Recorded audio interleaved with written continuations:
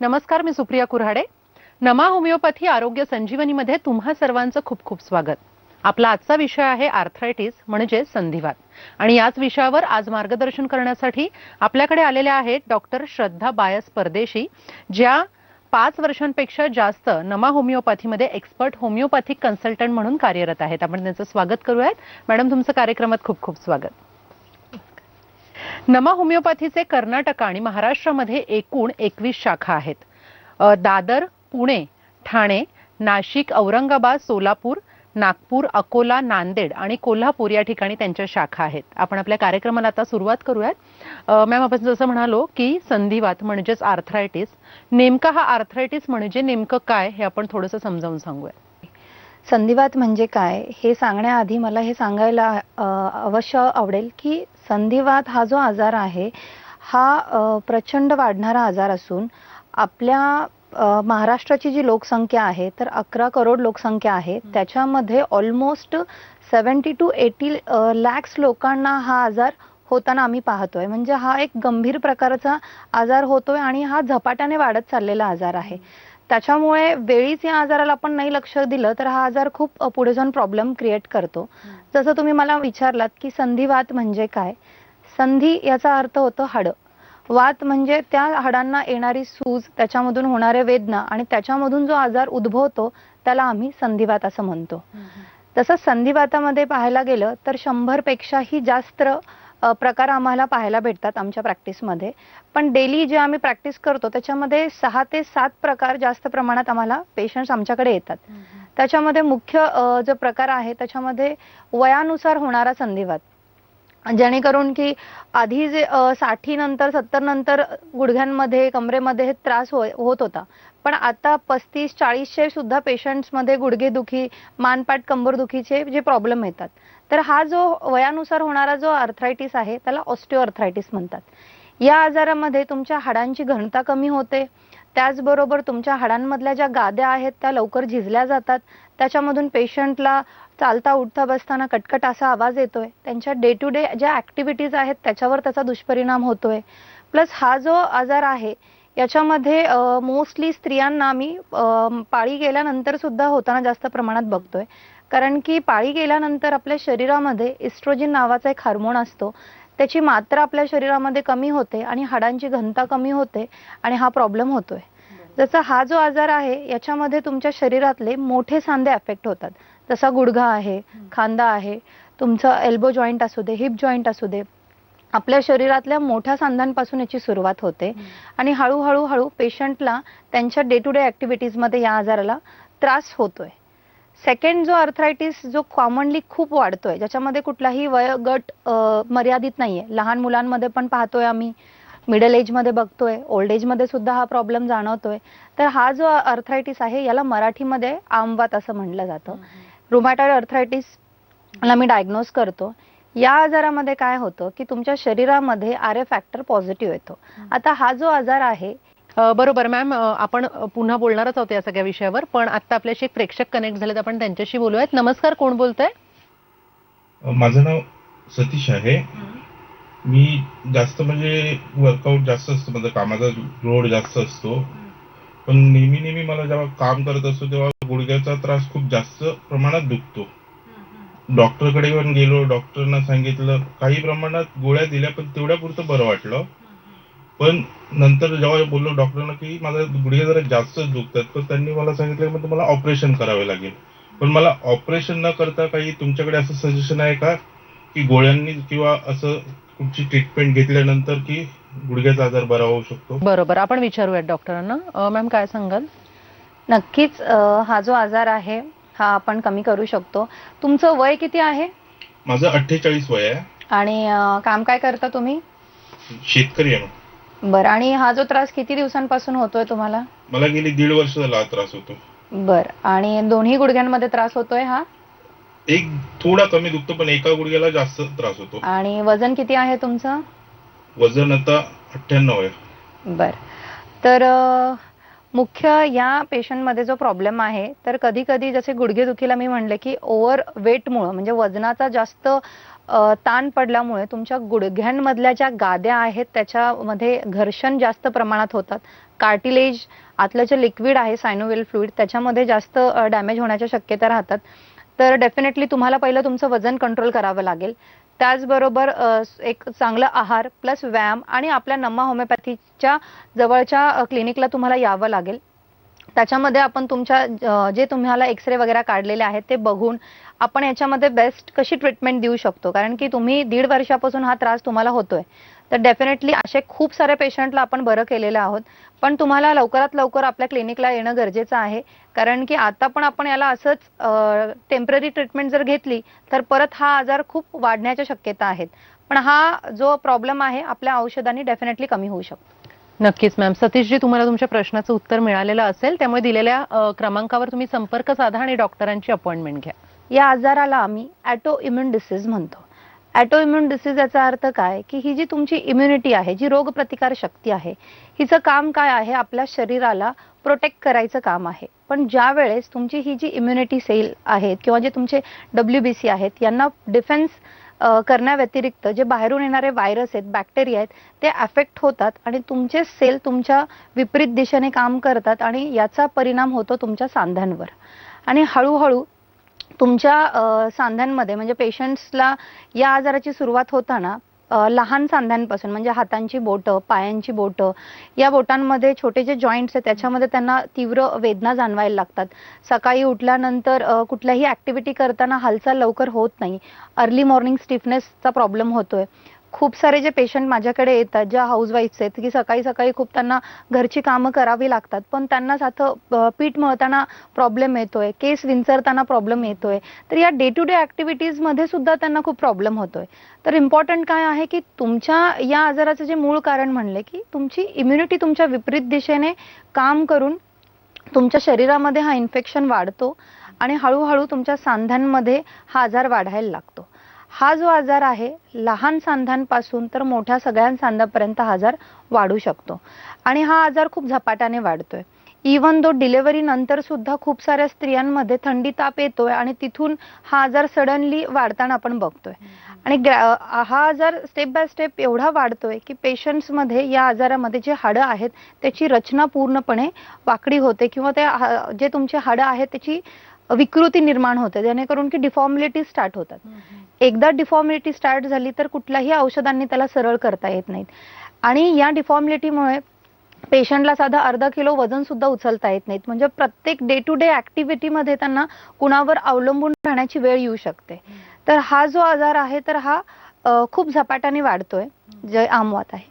आणि तिसरा जो जास्त कॉमन आजार सध्या आजकाल वाढतोय तो आपल्या चुकीच्या जीवनशैलीमुळे हा आजार जास्त वाढतोय. याला गावठी अर्थरायटिस असं म्हणतोय. आपल्या शरीरामध्ये आपल्या रक्तामध्ये युरिक ऍसिड नावाचं एक प्रोटीन आहे. त्याची जी मात्रा आहे आपल्या शरीरामध्ये वाढल्यामुळे आणि हे जे युरिक ऍसिड हे लघवीमधून बाहेर पडायला हवं, पण हे ज्यावेळेस असं पडत नाही आणि तुमच्या सांध्यांमध्ये जाऊन ते डिपॉझिट होतं आणि हळूहळू तुमच्या सांध्यांना सूज येते, लालसरपणा यायला लागतं आणि प्रचंड वेदना होतात. म्हणजे पेशंटला साधं एका जागेवरचं दुसऱ्या जागेवर सुद्धा जाता येत नाही. म्हणूनच या आजाराला किंग ऑफ डिसीज असं म्हणतात. प्लस अनवॉकेबल डिसीज सुद्धा असं म्हणलं जातं, बिकॉज पेशंटला हालचाल सुद्धा करणं मुश्किल होऊन जातं. त्याच्यामुळे पेशंटला प्रत्येक गोष्टीसाठी कुणावर अवलंबून राहावं लागतं. आणि या केसेसमध्ये काय होतं की टेम्पररी ट्रीटमेंट घेतली जाते. म्हणजे खूप त्रास होतोय, टेम्पररी इंजेक्शन्स घेतलं किंवा वेदनाशामक गोळी घेतली, 14 तासापर्यंत 18 तासापर्यंत त्या वेदना कमी होतात. जशा वेदनाशामक गोळ्यांची पॉवर कमी होते, हा सगळा त्रास परत पुन्हा पेशंटला त्रास निर्माण चालू होतो. त्याच्यामुळे हा जो आजार आहे हा फक्त सांध्यांपुरता नाहीये, हा पूर्ण तुमच्या शरीराला होणारा आजार आहे. या सांध्यांमध्ये मोस्ट ऑफ दी आम्ही गाऊटमध्ये बघतोय की पेशंटचा अंगठ्यापासून या आजाराची सुरुवात होते, पण हळूहळू अंगठ्याबरोबर तुमच्या शरीरातले दुसरे सांधे सुद्धा अफेक्ट होतात. जसं आपण म्हणतो की अस्थमा अटॅक आपण म्हणतोय किंवा हार्ट अटॅक हे आपल्याला ऐकायला भेटतात, तसंच हा गाऊटचा सुद्धा एक अटॅक असतो, ज्याच्यामध्ये पेशंटला सिव्हिअर वेदना होतात, चालता उठता बसता येत नाहीत. अशा कंडिशनमध्ये पेशंट जाऊन रक्त सुद्धा तपासलं तर त्यांच्या रक्तामध्ये युरिक ऍसिडची जी मात्रा आहे बॉर्डरलाईन येते किंवा नॉर्मल येते, पण वेदना तरी पेशंटला होतात. याचा अर्थ काय की हा जो प्रॉब्लेम आहे, जर आपण व्यवस्थित त्याला नाही डायग्नोज केलं तर हा प्रॉब्लेम खूप क्रॉनिक होऊ शकतो आणि याही आजारामध्ये तुमच्या हाडाची रचना बदलू शकते, हाडं डिफॉर्म होऊ शकतात, बेसिक ऍक्टिव्हिटी करण्यासाठी सुद्धा दुसऱ्यावर अवलंबून राहण्याची वेळ येऊ शकते. जसं हे जे बेसिक आहेत, जसं मी म्हणले वयानुसार होणारा, यंग एजमध्ये किंवा लाईफस्टाईल चुकीच्या असल्यामुळे हा जसा प्रॉब्लेम होतोय, तसाच मानपाट कंबरदुखी पण खूप वाढली आहे. लहान मुलांना सुद्धा मानपाट कंबरदुखीचा प्रॉब्लेम होतोय. त्याचबरोबर काय होतं की जसं सर्वायकल स्पॉन्डिलायसिस, लंबार स्पॉन्डिलायसिस हे जे प्रकार आहेत, याच्यामध्ये तुमच्या जे मणके आहेत, या मणक्यांमधील ज्या गाद्या आहेत त्याच्यामध्ये झीज जास्त प्रमाणात होते आणि मणक्यांमध्ये ज्या गाद्या आहेत त्या दाबल्या जातात, त्याच्यामधून नसा दाबतात, हातापायांना मुंग्या यायला लागतात, पेशंटला स्टिफनेस जाणवायला लागतो. सेम तुमच्या पाठीच्या मणक्यांमध्ये हा प्रॉब्लेम होताना आम्ही बघतोय. तर हा जो प्रकार आहे हा सुद्धा डे बाय डे आजकाल वाढताना बघतोय, बिकॉज लोकांची लाईफस्टाईल चुकीची होतीये, जीवनशैली व्यवस्थित नाहीये, व्यायामाचा अभाव आहे, लोक फास्ट फूडला जास्त प्रेफर करत आहेत. त्याच्यामुळे हा जो आजार आहे हा तुमच्या चुकीच्या लाईफस्टाईल आणि व्यायामाच्या अभावामुळे हा आजार जास्त फास्ट वाढताना बघतोय. याचबरोबर पोस्ट कोविड, जेणेकरून की कोविड सारखा जो आपल्याला एक व्हायरल इन्फेक्शन झाला त्याच्या सारखाच काही वर्षांआधी चिकनगुनियाची साथ सुद्धा खूप म्हणजे खूप वाढली होती. या चिकनगुनियाच्या साथ नंतर खूप साऱ्या पेशंटमध्ये हा त्यांना त्रास झाला होता. या त्रासामध्ये पेशंटला वर्षानुवर्ष त्यांच्या वेदना होत होत्या. असंच पोस्ट कोविड नंतर आम्ही काही पेशंटमध्ये बघतोय की कोविड झाला मॅडम, ताप थंडी चालू झाली आणि सांधे दुखण्याचा प्रॉब्लेम चालू झाला. या कंडिशनमध्ये आम्ही पोस्ट व्हायरल अर्थरायटिस असं म्हणतोय. म्हणजे या आजाराची सुरुवात तुम्हाला ताप थंडीपासून चालू होते. नॉर्मली आपल्याला वाटतं की ताप आलाय, आपण एखादी पॅरासिटामॉल वगैरे गोळी घेतोय, ताप कमी होतोय, पण या केसमध्ये वारंवार पेशंटला ताप येतोय, अंगामध्ये कणकणी जाणवतीये, पेशंट्सला अशक्तपणा जाणवतोय, कुठल्याही कामामध्ये उत्साह जाणवत नाही. तर अशी लक्षणं स्टार्ट होत त्यांच्या छोट्या सांध्यांपासून त्यांच्या मोठ्या सांध्यांपर्यंत हा आजार हळूहळू करत वाढायला लागतोय. आणि सगळ्यात इम्पॉर्टंट जे कुठलाही प्रकारचा जो संधिवात आहे, या संधिवातामध्ये पेशंटला कुठल्याही डे टू डे ऍक्टिव्हिटी करताना त्यांना त्रास व्हायला लागतो, स्टिफनेस व्हायला लागतं, सूज यायला लागते, वेदना व्हायला लागतात आणि त्यांना कुणावर तरी नकळत डिपेंड राहण्याची वेळ येऊ शकते. त्याच्यामुळे या केसेसमध्ये जसं तुम्ही सांगितलं त्यामध्ये एक आपण प्रकार असं बोललो की बॉर्डर लाईनला जरी युरिक ऍसिड असेल तरी सुद्धा पेन हे भयंकर पद्धतीने, तर मग चुकीचं डायग्नोसिस होत असेल का त्या पेशंट्समध्ये, म्हणून अशा पद्धतीचं पेन त्यांना होतंय का? डेफिनेटली नॉर्मली काय होतं की प्रत्येक आजारामध्ये डिफरन्शियल गोष्टी आहेत. तो आजार कुठून चालू झालाय, त्याचं कारण काय आहे हे शोधणं खूप गरजेचं आहे. खूपदा लोकांना वाटतं की सांधे दुखतायत म्हणजे संधिवातच आहे. जसं मी म्हटलं की संधिवातामध्ये 100 पेक्षा जास्त आजार आपल्याला फाइंड आउट होतात. त्याच्यामध्ये ज्यावेळेस गाऊट सारखा जो आजार आहे याच्यामध्ये युरिक ऍसिड आपल्या रक्तामध्ये वाढलेला येतोय, पण खूपदा पेशंटमध्ये युरिक ऍसिड नॉर्मल येतं, कॅल्शियम व्हिटॅमिन सगळ्या गोष्टी नॉर्मल येतात, तरी सुद्धा सांधेदुखी होते. मग अशा केसेसमध्ये आपल्याला बाकी काही टेस्टिंग करणं गरजेचं आहे, ज्याच्यामध्ये RF फॅक्टर आहे, अँटी-CCP आहे, CRP आहे, ESR आहेत. अशा काही टेस्ट आहेत ज्या आपल्याला करावे लागतात आणि कुठलाही आजार असू दे याला योग्य ट्रीटमेंट भेटणं गरजेचं आहे. म्हणजे तुम्हाला वेदना होत आहेत म्हणून तुम्ही वेदनाशामक गोळी घेतलात, किती दिवस तुम्ही वेदनाशामक गोळी घेणार आहे? 1 दिवस 2 दिवस, पण हा जो त्रास आहे तुम्हाला वारंवार होणार आहे. त्याच्यामुळे कुठलीही वेदनाशामक तुम्ही गोळी जास्त दिवस घेतली तर त्याचा साईड इफेक्ट तुमच्या लिव्हरवर, तुमच्या पचनक्रियांवर किंवा तुमच्या किडनीवर होऊ शकतो. त्याच्यामुळे कुठल्याही वेदनाशामक गोळ्या न घेता एक्झॅक्टली डायग्नोसिस करून योग्य ती ट्रीटमेंट घेणं त्याला खूप गरजेचं आहे. बरोबर आहे. आर्थरायटिस जसं आपण म्हणतोय संधिवात, जिथे आपल्या जॉईंट्समध्ये पेन होतोय, संध्यांमध्ये पेन होतोय, नेमकी याची मूळ कारणं काय आहेत की यांनी हा होतोय या कारणांमुळे? संधिवातामध्ये जे इम्पॉर्टंट जे कारण आहे तर पहिली गोष्ट लाईफस्टाईल डिसऑर्डर आपण म्हणतोय याला. चुकीच्या जीवनशैलीमुळे हा आजार जास्त वाढताना आपण बघतोय. अवेळी जेवण, वाटेल ते खाणं, फास्ट फूडला प्रेफर करणं, म्हणजे तुमच्या शरीराला जे आवश्यक घटक आहेत ते आपण प्रेफर न करता टेम्पररी टेस्टसाठी आपण त्या सगळ्या गोष्टी खाणं, तर हे एक कारण. सेकंडरी ओव्हरवेट, जास्त वजनाच्या प्रेशरमुळे सुद्धा तुमच्या सांध्यांवरच्या गादींवर, त्याच्या लिक्विडवर, लिगामेंटवर प्रेशर येतं. त्याच्यामुळे ओबेसिटी हा एक मुख्य कारण आहे. जसं आपण म्हणतो की फिजिकल स्ट्रेस किंवा फिजिकल ताणतणाव याबरोबर मेंटल स्ट्रेस सुद्धा तेवढाच मोठा फॅक्टर आहे जे संधिवातामध्ये जाणवतोय.